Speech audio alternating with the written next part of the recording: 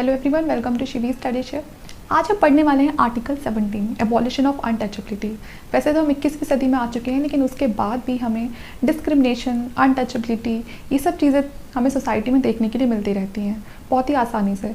तो इसीलिए जब हमारा जो देश है जब वो आज़ाद हुआ तो उस टाइम पे जो भी कॉन्स्टिट्यूशनल फ्रेमर्स थे उन्होंने सोचा कि ये आर्टिकल डालना भी बहुत ज़रूरी है, जैसे बाकी सारे फंडामेंटल राइट्स हैं, क्योंकि अनटचेबिलिटी उस टाइम पर भी थी। और जैसे मैंने कहा कि अगर ये चीज़ 200 साल पहले या 70-75 साल पहले हो सकती है तो फ्यूचर में तो बढ़ने के ज़्यादा चांसेस ही थे।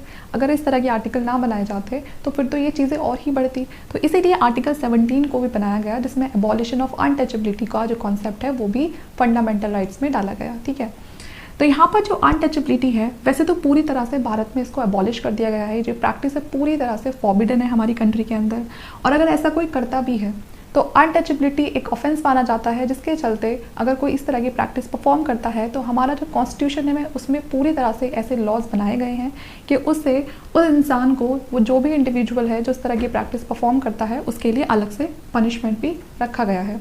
अनटचेबिलिटी एक ऐसी टर्म है कि आप इसको यहाँ पर सिर्फ इसके नाम से नहीं देख सकते कि अनटचेबिलिटी, छुआछूत, तो आप सिर्फ उसको वैसे ही समझोगे नहीं, क्योंकि ऐसे तो बहुत से लोग ये भी कहेंगे कि मान के चलिए किसी को वायरल फीवर हो जाता है, आप ऐसे एग्जाम्पल देके सोच सकते हैं कि किसी को वायरल फीवर हो गया, ठीक है, और आप दूसरे इंसान को उससे अलग रखोगे वरना उसको भी फैल जाएगा, फिर तो ये भी अनटचेबिलिटी हो गई, ये भी आर्टिकल 17 के अंडर आ गया। तो ऐसा बिल्कुल भी नहीं है। अनटचेबिलिटी को यहाँ पर आप कोई ग्रामेटिकल सेंस में नहीं ले सकते हो।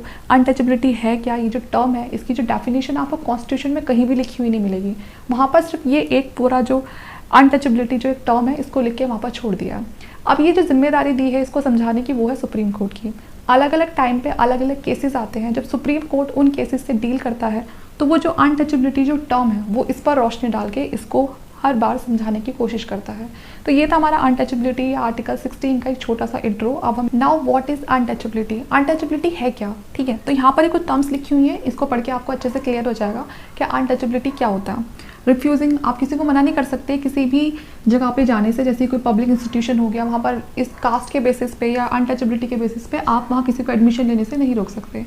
ठीक है, हॉस्पिटल, डिस्पेंसरी, कहीं भी किसी को भी आप रिफ्यूज़ नहीं कर सकते हो। ठीक है, preventing any person from worshipping और offering prayer in the public worship, किसी भी मंदिर, मस्जिद, कहीं भी जाने का हक सभी इंसान को बराबर का है। ठीक है, subjecting any person to any disability with regards to access to any shop, public restaurant, hotel, public entertainment area. तो मतलब यहाँ पर कोई भी पब्लिक एरिया है जो स्टेट की प्रॉपर्टी है, वहाँ किसी को नहीं रोक सकते हो। ठीक है, किसी भी वजह से, उसकी कास्ट के बेसिस पे, उसके रेस के बेसिस पे, या अनटचेबिलिटी आप इसी को कहेंगे जब आप किसी को किसी वजह से, खासकर जो उसकी कास्ट है उसकी वजह से अगर उसको रोकते हो, ठीक है, तो वो भी हमारा किसके अंदर आएगा, अनटचेबिलिटी के अंदर आएगा। इंसल्ट नहीं कर सकते हो आप किसी की कि कोई SC है, ST है तो उस ग्राउंड पर आप उसकी इंसल्ट करो। अनटचेबिलिटी डायरेक्टली और इनडायरेक्टली, अगर कोई भी ऐसा सोसाइटी में पाया जाता है कि जो खुद तो कर ही रहा है ये सारे काम, बल्कि वो डायरेक्टली और इनडायरेक्टली दूसरों को इन्फ्लुएंस कर रहा है कि वो भी ऐसा करें, तो क्या होगा, उस इंडिविजुअल को भी पनिशमेंट मिलेगा लॉ के अकॉर्डिंग। ठीक है, तो ये थी हमारी व्हाट इज अनटचेबिलिटी। तो आप ये सारे पॉइंट्स वहाँ पर लिख सकते हो, अगर लिखने के लिए भी आते हैं कि ये सारी चीज़ें हमें बताती हैं कि जो अनटचेबिलिटी है वो क्या है या लोग उसको कैसे परफॉर्म कर रहे हैं। ठीक है, तो ये सारी चीज़ें। पनिशमेंट फॉर अनटचेबिलिटी, अनटचेबिलिटी का कॉन्सेप्ट आपने देख लिया। अब देखते हैं पनिशमेंट क्या है उसके लिए। आर्टिकल जो 35 है हमारा, authorise parliament to make laws of prescribing punishment for violation of fundamental rights.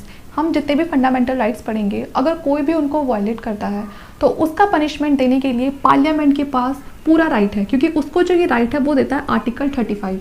Article 35 कहता है कि अगर किसी भी फंडामेंटल राइट को वायलेट किया जाता है तो यहाँ पर हम पार्लियामेंट को पूरी परमिशन देते हैं कि लॉ बनाए और उनको पनिश करे। ठीक है, तो इसी के चलते अनटचेबिलिटी को लेके अनटचेबिलिटी ऑफेंस एक्ट 1955 को बनाया जाता है। बाद में चल के इस जो एक्ट को थोड़ा मॉडिफाई किया जाता है और फिर हमारा 1976 में आता है protection of civil right act 1955। ठीक है, फिर इसमें और जो लॉज होते हैं उनको थोड़ा और स्ट्रिक्ट बनाया जाता है। फिर आता है हमारा 1987 में अनटचेबिलिटी ऑफेंस एक्ट 1987। इसमें कुछ नहीं होता, जो लॉज होते हैं उनको थोड़ा और स्ट्रिक्ट कर देते हैं। 1989 में SC और ST के लिए प्रिवेंशन ऑफ एट्रोसिटी एक्ट 1989 को लाया जाता है, और 2013 में manual scavengers and their rehabilitation act 2013 लाया जाता है। इसमें वो होते हैं जो लोग हाथों से कूड़ा वगैरह बीनते हैं, ठीक है ना, तो उनके लिए ये अलग से एक्ट बनाया जाता है 2013 में।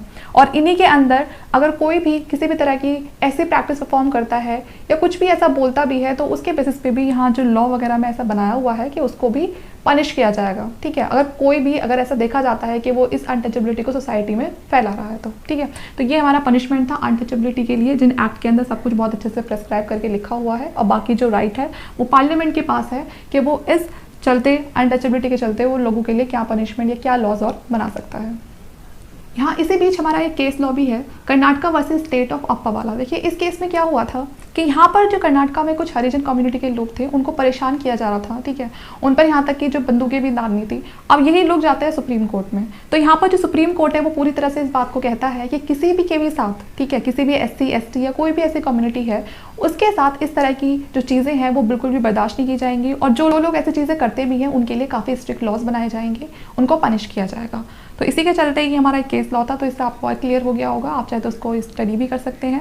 बाकी हमारा आर्टिकल 17 था जो मैंने आपको पूरी तरह से समझा दिया है, एबॉलिशन ऑफ अनटचेबिलिटी। तो अब आप समझ गए होंगे कि हमें क्या करना है, पूरी तरह से जो अनटचेबिलिटी है उसको अपनी सोसाइटी से खत्म कर दे रहा है। Rather having untouchability, let's join your hand together and से जय हिंद।